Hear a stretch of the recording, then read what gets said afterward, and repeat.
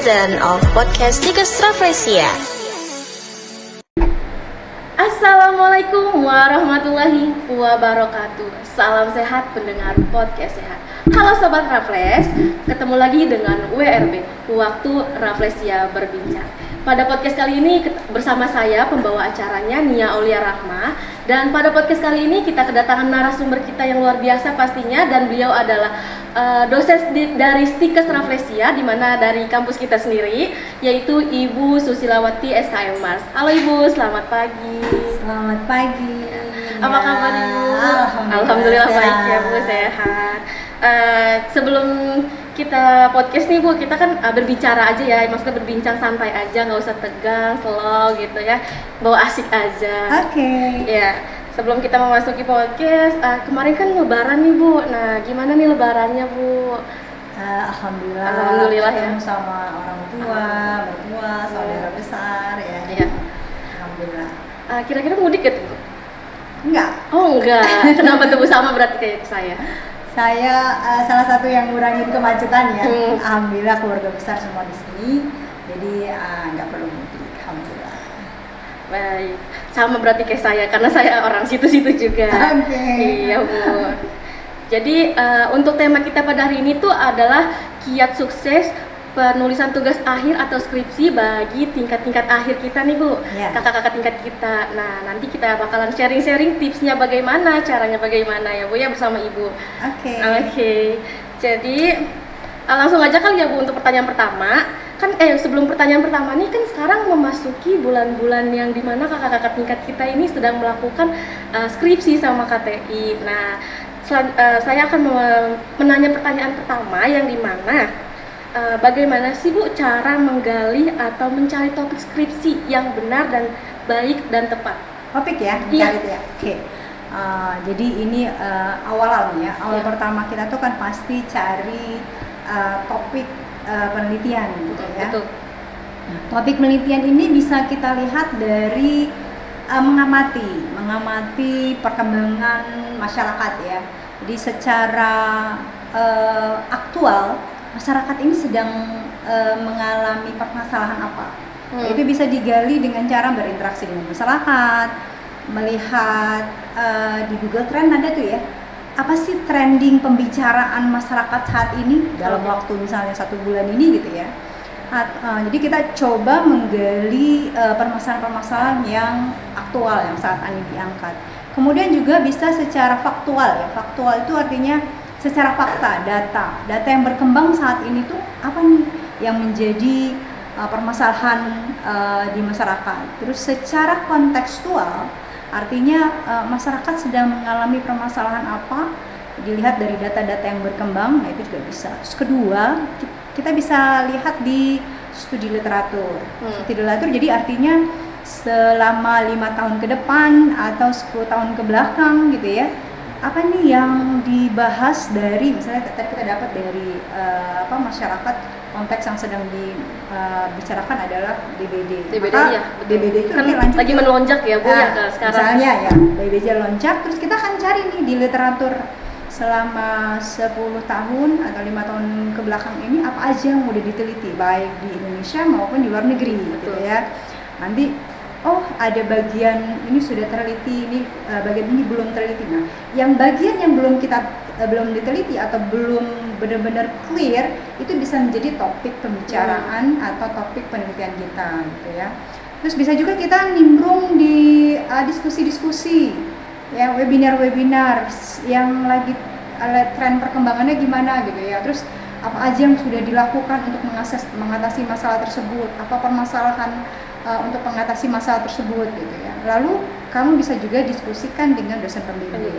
Nah, ketika datang ke dosen pembimbing itu udah ada yang dilakukan ya, udah ada jadi harus udah punya tata-tatanya, maksudnya kayak pilihan ini gitu ya. Jadi datang dengan bahan-bahan yang sudah cukup matang gitu. Nah, kira-kira dari hasil research gap yang kita teliti itu cocok nggak nih, bagus nggak nih gitu ya topik itu gitu. Terus yang penting sih topiknya itu punya signifikansi, artinya memang benar-benar itu adalah menjadi permasalahan dan punya dampak kalau diselesaikan. Jadi masyarakat mengalami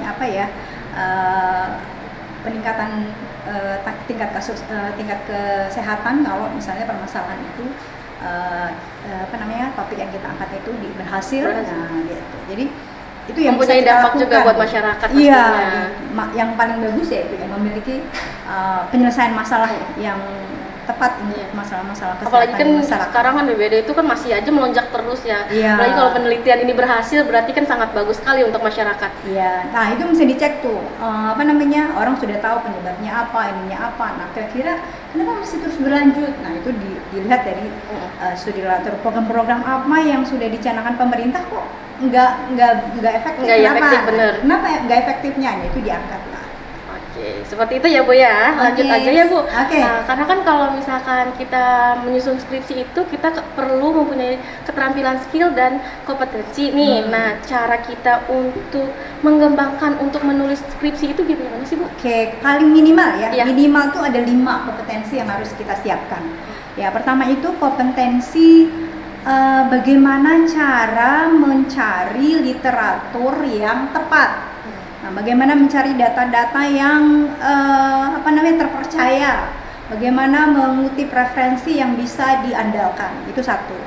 Yang kedua adalah metode penelitian. Jadi harus dikuasai itu kemampuan atau skill pemilihan metode penelitian. Apakah masalah kita ini lebih tepat diatasi dengan metode kuantitatif atau kualitatif gitu ya. Terus kemudian cara pengumpulan datanya gimana, cara pengambilan informannya, respondennya. Nah itu. Terus yang ketiga, cara menganalisa. Cara menganalisa udah dapat cara pengumpulan datanya. Nah, pengumpulan data itu juga harus misalnya bisa mencakup semua populasi yang kita tuju gitu ya. Nah, analisanya gimana nih? Dilihat lagi variabelnya. Variabel kan ada yang nominal, ada yang interval, rasio. Nah, dari situ gimana cara menganalisanya? Masuk analisis parametrik atau non parametrik gitu ya. Terus kemudian cara ngambil kesimpulannya gimana gitu. Itu dilihat. Jadi harus ketiga punya kemampuan untuk menganalisa data. Yang keempat, kemampuan untuk mengatasi permasalahan. Pasti kan ketika mengumpulkan data, cari informan, cari responden, terus penentuan analisis ada masalah-masalah. Nah, kalau ada masalah-masalah gitu, apa yang harus kita harus punya kemampuan untuk kalau ada masalah nggak mentalnya kita malah tertantang gitu ya, seperti. Dan terakhir, tapi sebenarnya masih banyak lagi ya, cuman minimal yang terakhir adalah kemampuan berpikir kritis. Jadi berpikir kritis, apa sih keterbatasan dan kelebihan penelitian kita? Berpikir kritis misalnya bagaimana caranya menganalisis yang tepat.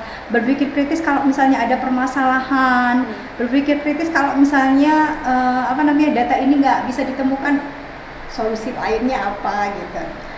Tapi kan Bu, kadang mahasiswa tingkat akhir tuh sebelum mengerjakan skripsi aja kan pasti ngerasain mental down gitu ya, kayak health mental lah pokoknya, mental health. Nah, bagaimana sih cara kita untuk menghadapi sikap kita biar kita nggak takut gitu? Oke, yang dimaksud sama Nia mungkin ini ya, mental block. Mental block. Jadi kondisi mental yang akibat mengerjakan skripsi gitu, takut duluan nih gitu loh. Ada di bawah sadar itu yang belum terselesaikan sehingga nanti lahir menjadi hal yang sadar gitu. Nah, untuk mengatasi mental block ini adalah pertama, kalau udah nyusun ya. Nah, penyusunan skripsi itu dibuat tahapan-tahapannya. Sekarang lagi tahap apa? Tahap lagi menyusun proposal. Nanti udah selesai tahap pengumpulan data, misalnya tahap menulis etika kah, terus kemudian tahap untuk pengumpulan data segala macam, itu dibuat tahapan-tahapannya.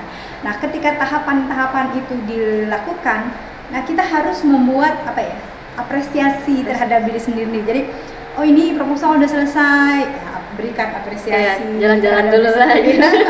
Sebentar boleh istirahat atau boleh relaksasi dulu gitu ya. Nah, terus jadi kemudian mungkin bisa dibuat jadwal.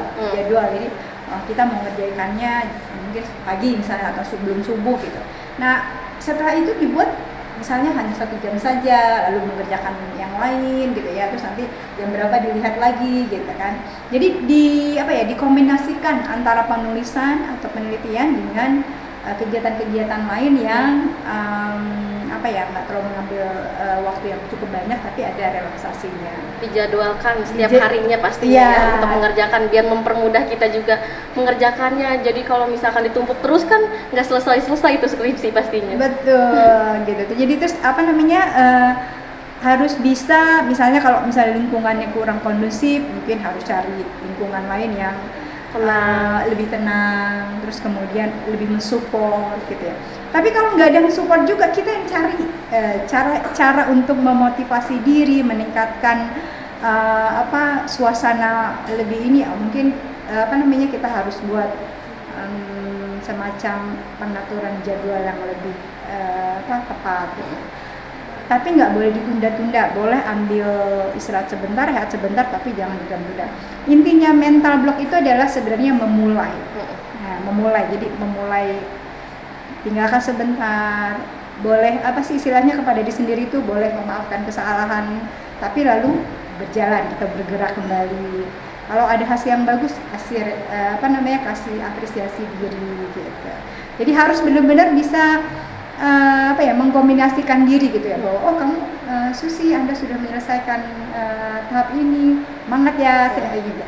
Jadi harus menyemangati diri sendiri. Betul. Gitu ya, walaupun nggak ada orang lain. Iya. Gitu ya. Dan perlu juga komunikasi sama pencipta kita, karena beliau yang memberikan kemudahan ya. Nah itu upayakan untuk terus menjalin hubungan baik dengan Allah. Terus kemudian ada teman-teman yang memiliki support system yang bagus, nah kita deketin gitu. Ini kan tadi membina hubungan yang baik ya Bu. Nah kalau misalkan untuk ke dosen nih Bu, bagaimana sih caranya untuk membina hubungan yang baik kepada dosen? Oke, kalau ke dosen pembimbing itu intinya sebenarnya adalah komunikasi pastinya ya, karena kan zaman Z nih, generasi Z pasti kan tiba-tiba nyablak, nggak sopan atau apa nih. Nah caranya bagaimana? Pertama tuh komunikasinya terbuka.